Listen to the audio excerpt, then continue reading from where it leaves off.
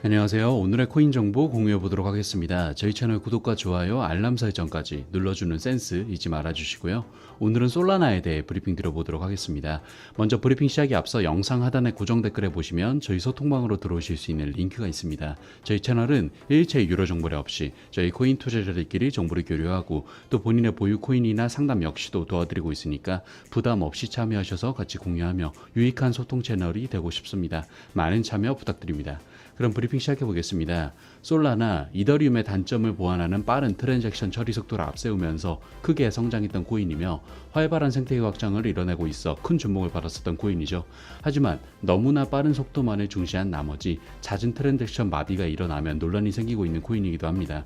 개인적으로 딱 이런 점만 보완해준다고 하면 전망성은 탄탄대로라고 생각하는데, 이런 솔라나의 좋은 호재 2가지 그리고 악재라고 판단되는 것 1가지가 나와 바로 전달해 드리겠습니다. 먼저 첫 번째 호재 소식입니다. 솔라나 NFT 최대 거래소 매직 에덴이 1억 3천만 달러의 투자금을 조달하며 기업 가치가 16억 달러로 증가했다는 소식입니다. 매직 에덴은 솔라나 NFT 전용 서비스로 지금까지 250개 이상의 프로젝트를 시작한 곳인데, 매직 에덴이 시리즈 B 투자를 유치하게 되면서 일렉트릭 캐피털과 그레이락이 공동으로 주도하면서 기업 가치가 크게 증가한 겁니다. 앞서 솔라나는 이번 연도 3월경에도 매직 에덴의 시리즈 A 라운드 펀딩에서 2,700만 달러를 투자받았고, 지난해 10월 시드 라운드에서는 250만 달러를 유치하면서 꾸준히 매직 에덴을 위해 투자 진행 라운드를 펼치고 있었습니다.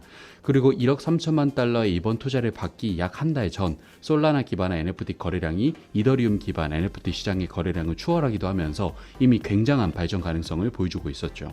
여기에 더해 이번 1억 3천만 달러의 투자금 조달을 회사 측은 NFT 제작자와 이용자 지원을 위한 거래소 확대에 투자할 계획이라고 밝히면서 NFT 2차 시장 확대에 초점을 맞추고 있는 것으로 보이는데, 이미 한 달 전 이더리움의 거래량을 초월했을 때 솔라나는 이더리움에 비해 수수료가 낮아서 NFT 목록 추가, 입찰 등 관련 작업을 저렴하게 할 수 있다는 점에 주목해야 한다는 의견이 나왔었고, 솔라나가 NFT 시장의 주도권을 가졌다라는 말이 나오고 있었는데, 이번 투자를 통해 한층 더 이런 의견에 무게감이 실리면서 솔라나의 NFT 시장에 굉장한 호재로 작용하고 있다라는 생각이 드는 이슈였습니다.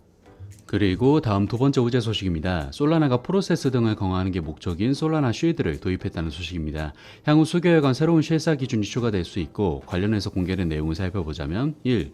모금된 자금은 첫 번째 베스팅 기간 이후 프로젝트 팀에 전송되며 투자자의 IDO 수익성을 보장한다. 2. 두 번째 베스팅 전 토큰 가격이 IDO 가격 이상으로 유지되지 못하면 투자자에게 환불된다. 3. 솔라니움 토큰 판매 시작에 앞서 중앙화 거래소에 상장해야 한다. 4. 토큰 배포에 앞서 커뮤니티 지표가 사전 결정된 기준에 도달해야 한다. 5. 프로젝트 출시 이후 후속 마케팅 계획을 제출해야 한다. 이처럼 구체적인 실사 기준을 세우면서 투자자들로 하여금 불안하지 않게 더욱더 신뢰감을 가지게 하기 위해 노력하는 모습인데, 여기까지의 이슈는 솔라나에게 좋으나 다음 이슈가 악재로 판단될 수 있는 소식입니다. 바로 전해드려보자면, 솔라나가 솔라나 기반 대출 플랫폼인 솔랜드가 고래로 불리는 큰손 투자자 계정 통제에 나서 논란이 되고 있습니다. 개발사가 사용자 지갑에 직접 개입하는 것 자체가 타의 중앙화 금융시장에서는 전례 없는 조치이기 때문에 더욱 논란이 되고 있는데, 지난 20일 솔랜드는 이날 개발사가 사용자의 계정에 접근할 수 있는 권한을 부여할 수 있도록 하자는 제안을 투표에 붙였고, 솔랜드 이용자 커뮤니티는 99.8%의 압도적인 찬성표를 던져 해당 제안을 통과시켰습니다. 해당 제안이 통과되면서 솔랜드는 연쇄적인 청산을 막기 위해 장외 거래를 통해 큰손 투자자인 고래들의 자산을 청산할 수 있게 됐다고 밝혔죠. 솔랜드는 사용자가 별도의 중개 업체를 거치지 않고 자금을 빌려줄 수 있도록 하는 디파이 금융 플랫폼인데, 솔랜드가 이런 조치를 한 게 최근 솔라나 가격이 급락하면서 대규모 강제 청산 가능성 커진 데에 따른 것으로 풀이되고 있습니다. 강제 청산 우려를 키운 고래 투자자는 570만 개의 솔라나를 솔랜드에 예치해둔 상태로, 이는 솔랜드 전체 예치금의 95%를 차지하고 있었는데, 문제는 솔라나 가격이 급락하는 가운데 솔랜드 구조상 솔라나 가격이 개당 22.30달러 밑으로 떨어지면서 계정 담보의 20%가 강제 청산된다는 점이 문제가 됐습니다. 솔라나는 지난주 한때 27달러대까지 떨어지면서 강제 청산 우려가 커졌고, 이에 솔랜드가 다급히 개입하기 위해 이런 제안을 투표에 붙인 것으로 보이고 있습니다. 이에 솔랜드는 고래 투자자 한 명이 매우 큰 포지션을 취하고 있어 잠재적으로 프로토콜과 이용자를 위험에 빠뜨릴 수 있다면서, 최악의 경우 솔랜드가 부실 위험에 빠질 수 있으며 이 같은 논란이 솔라나 네트워크에 부담이 될 수 있다고 설명했죠. 이에 대해 업계에서는 강한 비판을 하고 있고 저 역시도 같은 의견입니다. 디파이의 핵심은 은행과 같은 중앙집권기관이 없는 것인데 이번 제안이 통과됨으로써 개발사가 통제 권한을 갖게 된 거기 때문이죠. 어찌됐건 내가 아닌 외부에서 내 권한에 대해 정한다는 것은 고개를 갸우뚱하게 만드는 건 당연한 일이고, 문제는 이런 조치가 허용되면 향후 타일 중앙금융 프로토콜에서 끔찍한 선례로 남을 수도 있기 때문에 디파이 업계에도 안 좋은 영향으로 남을 수 있습니다.